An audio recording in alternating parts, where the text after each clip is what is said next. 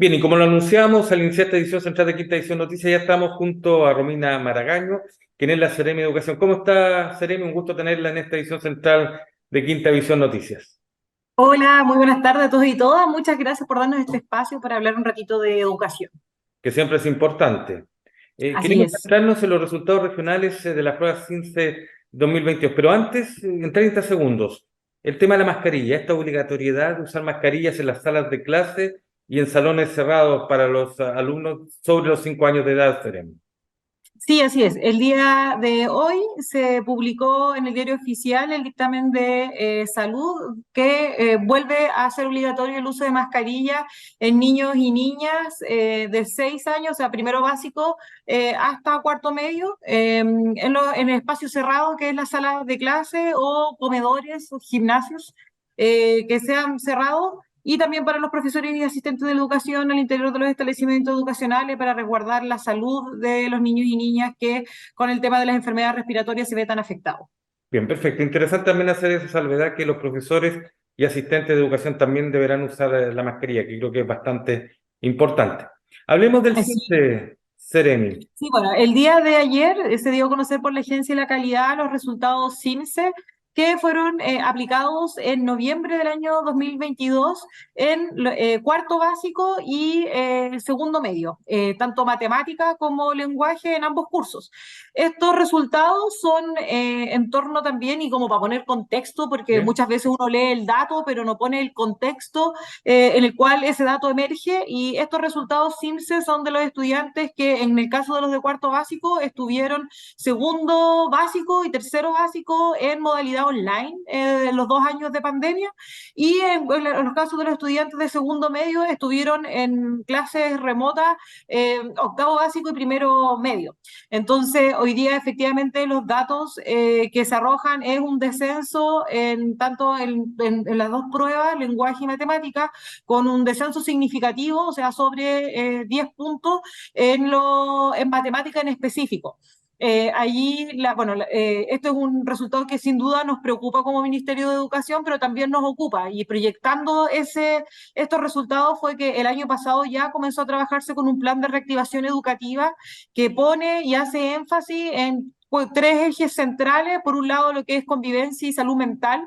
El año pasado tuvimos muchos problemas de convivencia y salud mental al interior de los establecimientos educacionales. Es un tema que sigue vigente, entendiendo también que la vuelta a clase fue un proceso duro para todos y todas en las comunidades educativas, y en este caso el abordar esto con una perspectiva formativa al interior de las escuelas es central.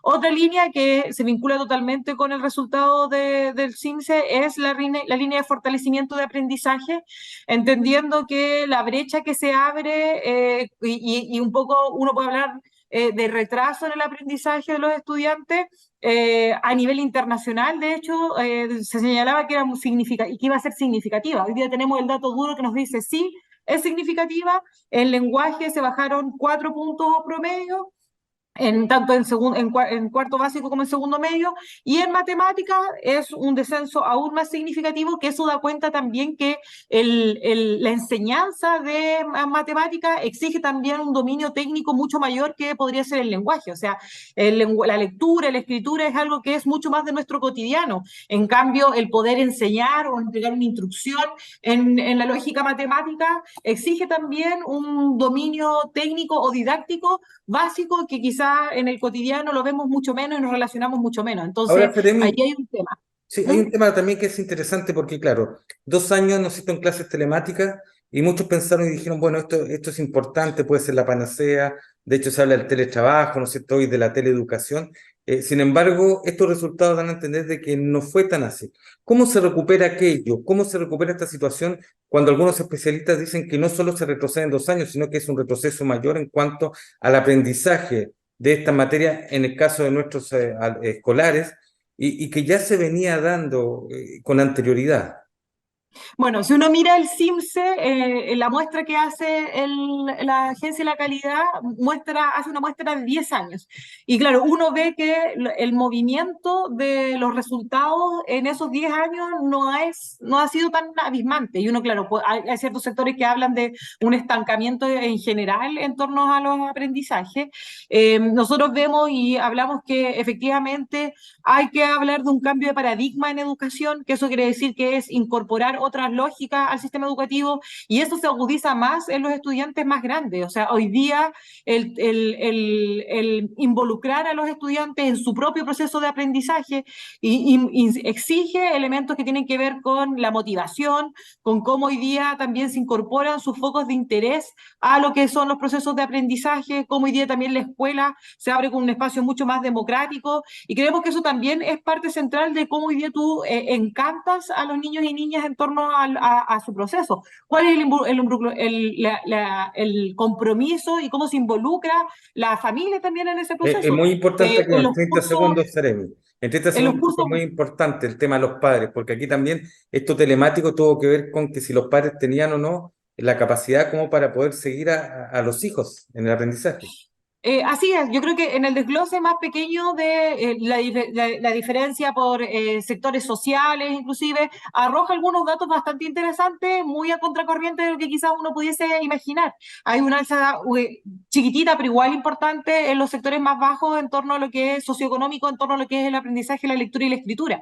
Entonces, hay algunos elementos que sin duda el CINCE es un dato que nos permite poder desarrollar política pública, nosotros lo vemos desde ahí, permite también poder tomar algunas decisiones pedagógicas al interior de los establecimientos, pero en torno a eso las escuelas que tienen más bajos resultados no pueden verse afectadas o sancionadas. Nosotros vemos que como ministerio las escuelas que tienen más bajos resultados hay que acompañarlas, hay que apoyarlas, hay que garantizar recursos, porque el beneficio es beneficio para los estudiantes, y mientras los niños y niñas aprendan, el país completo se fortalece.